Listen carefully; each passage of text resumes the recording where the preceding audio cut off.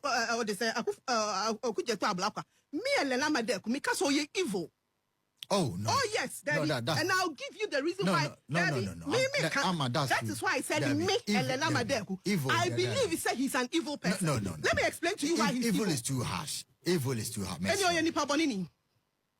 Samaka evil now on theater. Me translating that between. Bad person. Me Allen Amadeku in my estimation. Okudzato K. Now the foreign minister of Ghana. In my estimation, you're nipa bonini. I was a former Mamuina about the Ghana and same TV so. But I'm also like video no attend notifications about next time. Videos of this nature about some bit Makebi. Said the Munina Munim ne frame Mr. President. To frame Mr. President and Major also somehow. Na ya mami ya de nyina Ellen. Ede asem ya tuja. Na meto me boss ti asem no say sebi nyansa wo asem na wo kani. E was some kaya 2023 2024. Ana 2022 ana yira nana don kwakufado ebe ka chene say the far complaint I use for our presidential jet so unstable and unfit, and according to close sources it's even alleged say on about 3 or 4 occasions this plane nearly got us into a very terrible issue when the president was in the plane.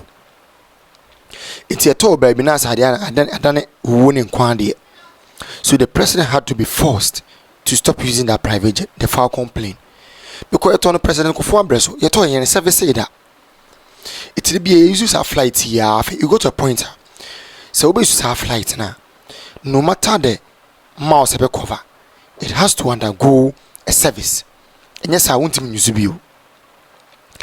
Of further consultations, you said that it will be better off we get a new private jet for the presidency. But you see, out of the wickedness and the cruelty of the NDC, they never thought that they would ever come into power. So they decided to play politics with these issues, especially Okudzato K. Say the private jet is in good state. This is NPP for person more minor chronontino, and a person to new jet. And no could to your politics, Sama, whom it's in Omane Boamah, a for private jet and Momukunya and Quenchi Ghana. Issue a Ghanaians will never forget. They shouldn't forget that size way it happened on the evil thought of Okudzato K. Sorry if my words are very harsh, but these are emotional issues, and as such we have to address it as such. On the political bargainings of Okudzato K, Ghana phone be this your flight in a very strong and then the Omane Boamah kofoi enyan kwanshe wu Ghana for you fida. Nene the DNS here, and then the year John Dramani Mama using your private jet, and the DNS here, year John Dramani Mama echo trade for a new private jet for the presidency. It's a busa year John Dramani Mama or again and listen another one. And another the answer be ya one your bonny freedom. And another recipe ya one on doing a Ghanaian. And another on doing nipa into one self at a private jet for Anna. The hypocrisy of the National Democratic Congress is too much. It's too much. And me support say private presidency. They need a new private jet. They need it. Because presidency or the president is a national asset. Mijitum, I support it 100%. But they played politics with it when we needed a new private jet under the regime of Nana Akufo-Addo. And the DNC. And the dear PANC. Me dem nche me ko video nimra me ko emra enti me fit last year me ni Okudzato K nya issues on this plain matter, and I will say it and repeat it, say on na ye lead en ka wak siase e de na dwen ba fom na anya ni so obi pebiri bi mu atena ni ye dwen Ghana ho a en kan ne Omane Boamah ni nua no man kwa nkoforo sa helicopter dada no na di asamaba. And the President Mahama ain't me for plane because according to the secretary, presidential secretary, Yera Kalistos Mahama, or see the plane is unfit. It's not safe. The same thing the same thing Yera Akufo-Addo by President Mahama, yes, our plane on to them now on to them which because a bekunu wa kwan so. Me I didn't say plane. You na plane na your order President Kufuor time. How many years ni? Na say plane na kasa e buy a Falcon, e buy na unserviceable. Thank you. You cover by $36 million. That time can you see plane in your papa? To say I see anya papa ni etimi somu how many years down the line? Na ye kotobi. Now with your young kotobi we hwiri agirem. Sa wo mpene. Amedi onyane abeto yen wo kurom ha. Ene de. Ye wura Muhammad person chance on to na plane. As a sort them. Ene de ni nua de no betnem. John Muhammad too ba ye wuni asia to plane foforo. Baby onye sika free dem so a businessman. Whatever. 2024. 2020, you can order the plane. Produce to order. Produce to order. And the fact is, what order and say what you yaka. Order which you be. Yeah, we are now at the bank and which you be. Yeah. And to mean can't I say 2024 now order in the end day. Tell me what I what are you doing in our career? Okay, and it's still you took that offer. And now the plane, you collected it and paid the rest of the money during the time of your brother. And to the only other president and auto plane. And now conveniently when you're playing a wooden efa. Now wouldn't you any you're Muhammad or your nipa chain, you're Akufuado, meboa. Or you're more Ghanaian. A chain, you're Akufuado. And to no fro young Ghana at the end of the year, a bekuno, and so you're Akufuado, the uncle fro no you meboa. On this presidential jet matter, NDC for they are hypocrites, and they are not just hypocrites. Obiso Okudzato what they say Okudzato K. Me and Lenama Deku because so ye evil. Oh no. Oh yes, Daddy. No, and I'll give you the reason why. No. That is why I said me and Lenama Deku. I believe he said he's an evil person. No. Let me explain to you why he's evil. Evil is too harsh. Evil is too harsh. Any nipa bonini. Samaka evil now on theater. Me translating a bad person. Me Allen Amadeku in my estimation. Okudzato Black one now the foreign minister of Ghana in my estimation oyeni pabonini. Ade to oyeni pabonini.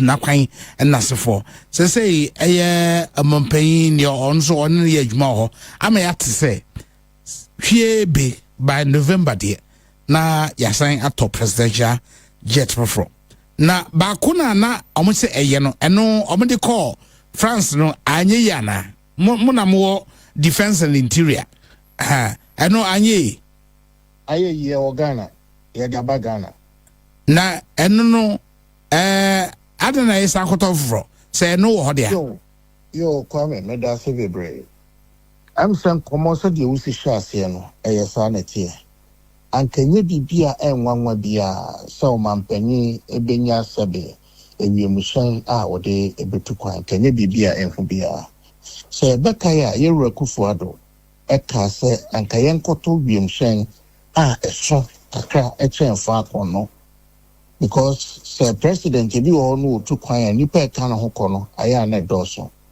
enti the president susu yesanke nkoto no nanka bɛfa nipa bɛ aduanan a ɛyɛ bɛyɛ 40 Yenuanom NDC4 asamo mama ayete ye ne se Kufuor afedi okudware wo wiem na nsuo no ahwie aguye so Satam ye Falcon ni aye ka ho asamo na wo ho Falcon no sebe ewo mileage bia ebeko bia no ewo se commentaries in fact ye Kufuor ba be free akonwa so se ebeka ya otu kwan eko Samoa eye safa konda de ya ye we eno ano de tu kwan ekoye eno ba ye ana eco maintenance in fact the current Air Force chief of air staff onu ankasa and co-pilot of plane no at the back Ghana ye kasa plane no e Ghana but the environment DC4 in fact the November no ne ye hwe ni mu se beba ya todada wo ye tuaka wo enti ya dia eba and also a Falcon 6X. Kwame, Google Falcon 6X, na shadi. A luxurious aircraft. Luxurious. You can't say be a luxury. Not a luxurious. That is the top range of the Falcon. And the Falcon na bioni akoto. Some Falcon ya yako akoto. The capacity na te said that now. A funny per maximum 18. And it says a Ghana for any more by November no Ghana krom ha yebenya Falcon mienu yɛwɔ old one no and yɛsan akɔ akoto new one, a more luxurious one. Tie benyame you know. Enti me jokingly me ka committee meeting me busae. Send yɛsɛ Kufuado ɛkɔtɔ plane kɛseɛ betimi afa nipa dodoɔ ɔkɔ akɔdware wɔm. Sɛ yɛnya fa akɔ mmienu. Baako anye bia President Mahama Soria Sabe, obeko attended to nature's call bakum, and will be general bakum wana. And then you too. I mean, somewhere na minimara ne Abbasiana, is it in good condition? Unse, I'm on my head. It's in good condition. Sabe, a cost service, maintenance, and Anna Abba. And to me, so if it's not in good condition, they should let us know. Now, read Dr. Kalitus, ne write up now. Talking about, said, don't wanna a plane taking off at London. Yes, Sana do want to be. But when the experts tell us, initiate politics, sa aircraft here can watch me. Sa aircraft here na Kufuado we use. Sa aircraft here Kufuado here kotono wan kasa yen san koto. Your friend is en fa kon bi wo. Atona bia wo ka bia ma ekuo binom a bibi se a nse wadaje. But omu ye nuanom, ye yerenom, ye kununom, ye papanom, ye maamenom. Akyerɛkyerɛfo a wɔ Ghana dodoɔ na bɛ abosome dumiɛnsa NDC aban ntimi ntwi ɔmo ka yɛwura Mahama bosome baakɔ mmienu mmiɛnsa ɛnan akwa dumiɛnsa ebi du baakɔ ebi du mmienu ebi dumiɛnsa Hey, President Bahama. and the NDC government yɛntimi ntwi ɔmo ka anso yɛse aban papa ba economic indicators ni nyina show say bibia ye dollar aba from petrol aba from akyerɛkyerɛfo where the money dey Wahye yɛntimi ntwa mu ka Oh, the whole bed, the whole brutal. sa bibia aba from a bibia ye sika sam ye wo ma ye ho atoyen na wo ye ho atwen sa akyerɛkyerɛfo no ntwa mu ka na ya bro ne baye ne atrimoden ne ka na da hɔ no abro baye ne atrimoden ne ka na da hɔ no because minim de enti abeka sa bibia ye Twenia kasa aban ne ba ya ban papa na aba se pere aban na yet akyerɛkyerɛfo ntimi ntwa mu ka You can't we also be reset your mind. Oh, be reset your mind now. Be dear. Eba kwaba kyerɛkyerɛ ni na wo kyerɛ de no wotua rent. Ensuo boa wotua. Enkania boa abanbɔne ba ye almost increment 30% aba wotua. Wo kwɔkyerɛ de a wo fa card nam ansoro bɛkɔ ba bi obɛkɔ akɔkyerɛ de no a wo akɔkyerɛ de no. Ɔwɔ ma ɔwɔ yere ɔwɔ abusua ɔmo den 30 months. Abosomi dumiɛnsa. but me nsuro Na bisa se Haruna Idrusu, education minister, the sector minister, abosomi dumiɛnsa yɛntua ne kan kɔte hɔ. I ask you to be citizen. Mampai John Dramani Mahama yɛntua ne ka. Yɛtua mo ka na yɛntua mo ka. Nambom da mabani di ne tirimi yɛ zendodo. Ghana Education Service Director workers wɔ hɔ yɛntua mo ka na. Enti adwene na yɛnwina teacher fo no ho anasa yɛyɛ abro ne baye. Abosomi dumiɛnsa. Na abrahu same wo mu akokraba tan ahi kura ne say DS at the directives aba sa wo ya wo ye teacher ni who grant interview and now yes me call demonstration ye be sanction wo Omo de omo bon na ye kasa omo nte no. masa ye ni soja jimi amamuo no bia wo ne ka na da hɔ no perform fanchame ye ni soja jimi amamuo no bia ne ka na da hɔ no we are in a democratic dispensation obi atumi kyerɛ na dwen anya soja mamu a wo ton wade ane abesizu no ama ne yɛ hwe pra PNDC wo NDC Adwin kɛseɛ so da yɛ adwin ketewa nte aseɛ. anya PNDC wo NDC a judge fo tifie ne akɔfa mo yɛ hu omu bio o mayera ne ka na da hɔ no culture of silence no muntimi mfa magana bio wo Etumpan. culture of silence PNDC fo sa obi antra ho ma mo mfa ma bio Etumpan. Shinia kasa. No cry baako pe be ka no cry kyerɛ mo. Na teacher ni no abosomi du baako, du mienu, du miensa, untua ne ka no. Wo ya na dwen so be demonstration a.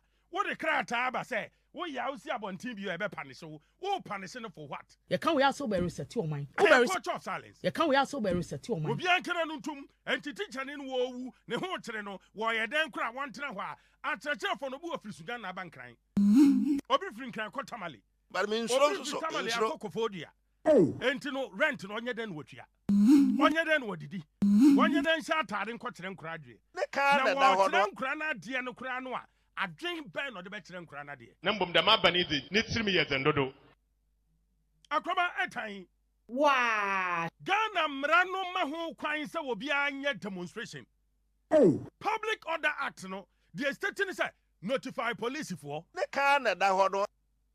Police for ntimi nkyira wo say wonya ni day we. Ɛyɛ kwan a wopɛ sɛ wofa so. Ɛna police obɛkyerɛ sɛ okay, ha de ebi abɛfa, ha wo mfa. Day we ebi a traffic okrom, enti ebi a momfa nkɔ ba mo ntimi mfa so and stop you. Twiani panika, won twiani panika. Why demonstration? What in kwasi akrata we aba say, we are demonstration we krom ha. Ya be sanction. You can we also be reset your mind. Who be reset your mind now the idea. Na teacher for 6,000 won to be ntuamuka. And na Ghana, ya deficit about teaching na. Teacher for 90,000 no my Ghana here. And Kragu ho classroom ho teacher for ni ho. You hear teacher for 90,000 Ghana. I'm telling you. Nani ya kase ya for sa teacher for we nyina 6,000 to 20,000 na betuatua. You can we also be reset your mind. Who be Reset reset? Wo say yam fa man ma wo be bu man mampayin John Dramani ma sesa masua de manu me ho nuhu ne de den wo sua. Oh, the whole bad, the whole brutal. Na achechefo na nepe. Ana sa de we apem mo. na mbom Haruna Idrusu ba bonten November last year. The betu just a cabinet approve sa omusika akama teacher for de no yam fa mo bisan sa cabinet meeting ko eno ada. And antro ne nada no obedi kire teacher for no. Na kwaba ade a etane say validation e validation. Who validate you say teacher no ko class ko kira de na won kira de. Ni pay ba ne say ni pay ba. November teacher for no call ye no. Omo kra teacher say atu amuka ekito omo call bank say entua amuka. Yewra Mahama. Ask the teachers. Hey, President Ani Bahama. ka ka say ha sa jandam ne ntro ne azame nye. dɛm aba ne ɔndwene kwafo mo ho. Asam na ntisa menka. Uma me go do cry menka. Oh, the whole bad, the whole brutal. Because he has some the ordinary Ghanaian. But me insro so